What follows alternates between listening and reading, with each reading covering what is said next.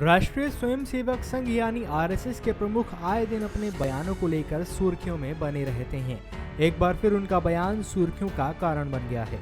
हिंदू जागे तो विश्व जागेगा का आह्वान करते हुए राष्ट्रीय स्वयंसेवक संघ के प्रमुख मोहन भागवत ने कहा कि हमें अपने बच्चों को अपने धर्म और पूजा के प्रति आदर भाव रखना सीखना चाहिए और सिखाना चाहिए ताकि वे अन्य मतों की ओर ना जाएं।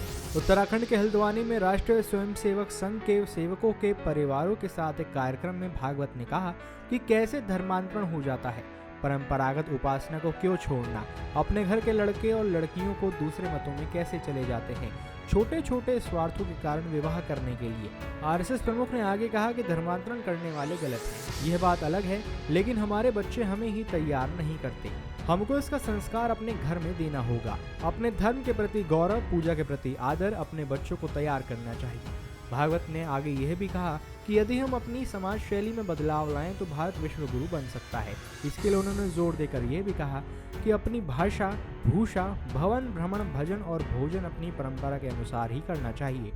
संघ प्रमुख ने अंत में यह कहा कि भारत की परंपराओं का अनुसरण पूरा विश्व कर रहा है। इस संबंध में ब्रिटेन की पूर्व प्रधानमंत्री मार्गरेटा थ्रेचर का जिक्र करते हुए यह भी कहा कि उन्होंने कहा था कि अपने माता पिता की सेवा कैसे करते हैं, हमें इन परंपराओं के बारे में भारत से सीखना है। वैदिक काल में महाभारत तक हमें हमारे ग्रंथ बताते हैं कि धर्म का पालन कैसे करना चाहिए। समाज में हमें गरीब तबके की चिंता करनी चाहिए और जात पात के बंधनों से बाहर निकलना चाहिए। ऐसी ही तमाम बड़ी खबरों से जुड़े रहने के लिए बने रहिए पंजाबकेसरी.com के साथ।